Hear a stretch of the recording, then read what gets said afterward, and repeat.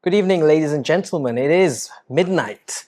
Welcome back for another episode of the Strike of Midnight podcast with yours truly, Dr. Bobby Striker. I'm here in the International Adventurers Club yet again, as always, here trying to help people be a modern day sovereign gentleman. Easier said than done. How to be a gentleman in this day and age? Is there even such a thing? Is there a need for it? I think there is, and I'm going to help you all. First of all, on the agenda today, an interesting one. We're going into the realm of dating. Admittedly, I've been out of the dating scene for a little while. I would say about 14 years or so. 12 years happily married and 2 years of dating, 14. But the time-honored, tried and tested formula, which I used back in the day, holds true even to today. And that's what I'm here to discuss with you. So, I'm going to start by sharing a story, okay? We had a member of our team, as you all know, I run a medical clinic, member of our team had an interesting experience. I should say that I believe that she's what's known today as Gen Z. And it seems that dating challenges are timeless. So, although previously you would meet in social gatherings, it may have gone towards more digital gatherings. You know, the intricacies of navigating such thing remain. So she started a conversation with someone through an app, a dating app. And the conversation went in the direction of going for a date. Of course, that's what happens, right? You meet up in person. There's no point just keeping it digital. Let's meet up in person. So the guy asked her, hey, shall we go out for a meal? Conversation started fairly polite, innocuous. What kind of food do you want? Asian or Western foods, this and that. But then popped up an unusual question. The question that the guy posed to the girl is, are we going to be splitting the bill? At which point she was like, okay, I think I forgot I've got something on, yeah, but thanks for reaching out and take care and enjoy the rest of your life. So, and she then went on to, we had a whole discussion, with all kinds of people, and a lot of people commented, yeah, you need to call the police, to call 911, all this kind of stuff. So, and of course, a lot of guys were like, hey, it should be this, should be that. So what's the reality? What's the reality? So I've got two divisions. I'm going to label them as orthodox. Let's call it conventional. Conventional wisdom. That's what I'm going to call it. Conventional wisdom, the orthodox method, versus the striker method, which I'll get to later. Okay, so who should pay? Yeah? So conventional wisdom says, if you invite, you should pay. Okay, and I think that's kind of hard to argue with. If you ask the lady out, you're kind of hosting, yeah? So it's a basic social intelligence. If this isn't common sense to you, please repeat what I've just said, absorb this, regurgitate it until it becomes a newfound social intelligence for you. Because you need to know that. If you ask the lady for a date, you are trying to court this lady, you're trying to show her a good time, you are hosting, yeah? Once you grow up and you have your own place and you throw a dinner party and you're hosting, and you're sociable, you like socializing, you throw a party, you're not kids anymore. You don't ask your friends to bring food. You host, you pay for the meal, you pay for everything. And it's actually weird and rude if you ask your guests to bring food. And there's no different. If you are asking the lady to go on a date with you, you are hosting, you should be paying. Okay, that's point number one. I hope that is common sense, which it seems like it's not. Okay, number two, kill the I wasted money mindset. Get rid of that, okay? It sounds like a lot of guys out there are thinking that paying for dinner is a waste, yeah? But the thing is, you're not investing and expecting returns. This is not the stock market. And even in the stock market, you don't always get it right. That's the point, yeah? This is dating, yeah? So if you think paying for dinner is a waste, you're not dating. You are investing in something and expecting a return, which isn't the correct frame of mind, because that's going to set you up for disaster, okay? So kill the I wasted money mindset, okay? In everything, no matter what happens in life, It might be difficult to see a silver lining, but there often is one. Yeah, whatever challenge you may face, yeah, you will still get experience from that. You will learn from that. You will grow and become a better person. So keep that in mind. Yeah, and don't forget, even if you are paying for dinner, if you are bringing the lady out, she's investing something which me personally think is more valuable than money, and that is time. Yeah, I don't like time wasters. So anytime when I'm in the clinic, people message me and say, hey, can we have a meeting? Can we meet to discuss something? I'd be like, no. Why can't it be done over a WhatsApp or through a Zoom call? Why do I need to meet you face to face and travel to some place only to know that 90% of these meetings end up with nothing? So it is a huge colossal waste of time. And when she's there in the date with you, yeah, she's not on a date with someone else. So if you were going to be weird, she could have been having a nice date with someone else who's not weird. Okay? So she is investing time. Okay? And a meal, yeah, you might be thinking, yeah, but they're going to get a meal out of it. Yeah, but a meal is going to be rubbish if you are crap company. Okay? So, and I think this is Singapore. People don't go hungry. She can probably afford her own meal. All right. Number 3, dating is a risk. Yeah, I mentioned that earlier, like investing in the stock market. You can't expect guaranteed return of investment. Yeah, that's not how attraction works. Life itself is a gamble. Yeah, you don't go and try a sport or try a food or try a new restaurant or try a new shop without always taking a risk. It's a gamble. Yeah. So everything you try, food, drinks, new activities, it's all a risk. But it's a risk you want to take because you want to try something. You want to get that experience.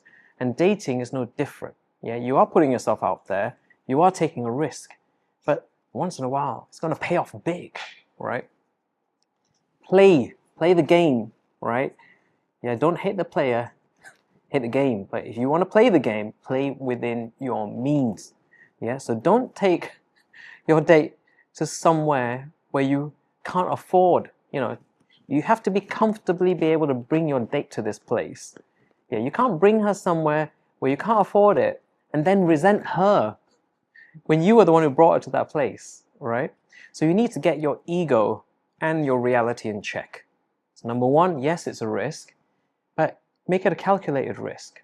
It's just like when you're on the roulette table, you're in the casino, or you're in the stock market, or whatever. If you're investing, you're going to make a calculated risk. You're not going to go all in. Yeah, so make a risk, make a gamble that you are comfortable with. Yeah. Now, I've coined a term. I've made up this term myself. Be a sovereign gentleman. Yeah. The timeless qualities of a true gentleman, they are literally that. They're timeless. Yeah. Providing doesn't mean showing off. It means being able to take care of the situation that you created. So again, I'm reiterating, if you're bringing your date to a place, and if it's beyond your means, that's your fault. Yeah? You have created that situation. Bring her somewhere that you can afford so that it's comfortable for you, and that's going to come through on the date. If she sees you're comfortable, she's going to be comfortable. It's going to make the whole thing a much more pleasant experience. Okay? Next, respect women without putting them on a pedestal. I repeat, respect them without putting them on a pedestal. Yeah, you're not trying to buy her. Yeah, it's about showing intention, showing interest, showing a glimpse of what a life together may be like. Yeah, you've got this opportunity. That's what a date is. Yes, you are seeing whether she is good potential long-term relationship material, but guess what? She's doing the same thing. And you are in that date showing to her what you're made of. What kind of person are you going to be like to be with? So if you put on a bad show, then you're going to get a bad return. Yeah? And if you're really obsessed with return of interest, then you've got to make sure you put in not just your money, but everything else that I'm going to slowly discuss on this channel. Okay? So that's the conventional wisdom. Now I'm going to come to the striker method, yeah, which is going to be frowned upon by many, usually by losers. Yeah, but I'm here to make you a winner. Yeah, and I'm bringing my successful track record. Now, What is the Striker method? The Striker method is going all out. I've had many times people say to my wife, hey, your husband spoils the market. And guess what? I'm happy to hear that. You don't want your partner's friends coming and telling her, yeah, your husband's market rate. That's expected. No, why would you want that? You want to literally blow this person away. And that's my way. You don't have to adopt that. A lot of you won't have the means to do that. You know, I'm me. I'm a bit of a cool guy. I play things differently. Anytime I've been on a date, I have tried my best. And I don't waste time. If I feel on that date, this isn't the right person, I won't be a kind of joker which will be then going on multiple dates with that person. I'll be like, thank you, let's be friends, cool. And I ended up amassing a lot of female friends along the way before I met the right one, which is my current wife, Juliana.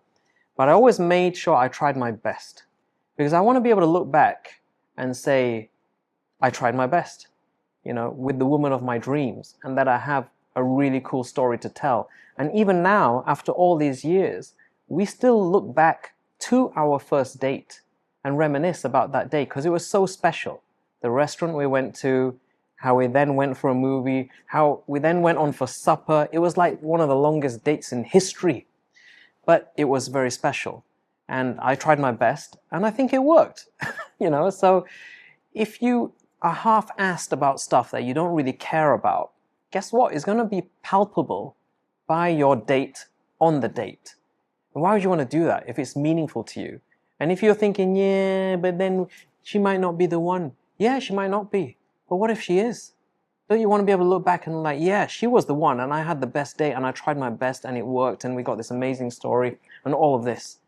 That's the reality of it. Try your best. And that's just my character. Every time I went out, if I went out with friends and I know people are in a hard position in their life. I remember I was in the UK. One of my friends had just moved there, Singaporean as well. She was just struggling, couldn't find a proper job and all this kind of stuff. And anytime we would meet as friends, I would cover things because that's my style. Yeah.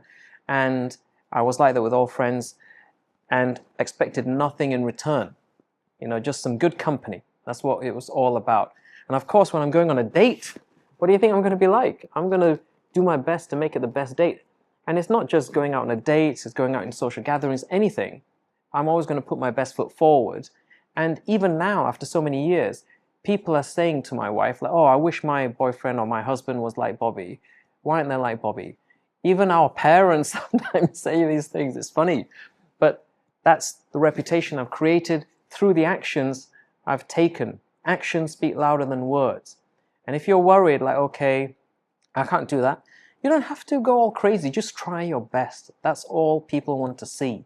You're not just there coasting along like it's a meaningful going out event with someone you don't care about. This could be the mother of your children, your soulmate, partner in crime for life. And you want to make sure you start that journey on the right foot. Just try your best. And if people say, wow, that's pretty crazy. You did that on your date? Wow, you're spoiling the market, man. That's a clue you're probably on the right track.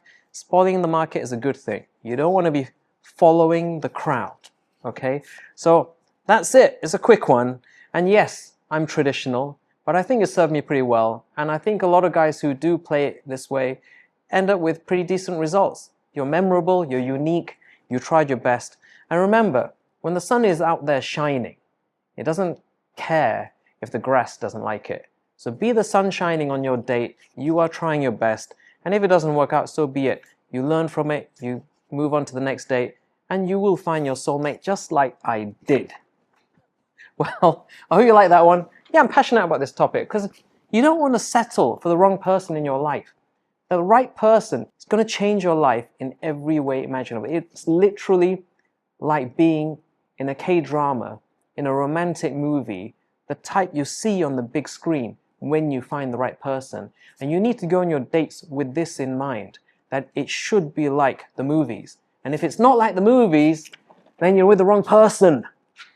All right, so I hope you like that one. If you like it, do please subscribe to this channel, like this, follow this, and I'm going to see you all in the next episode of Strike of Midnight. Take care, everyone. Good night.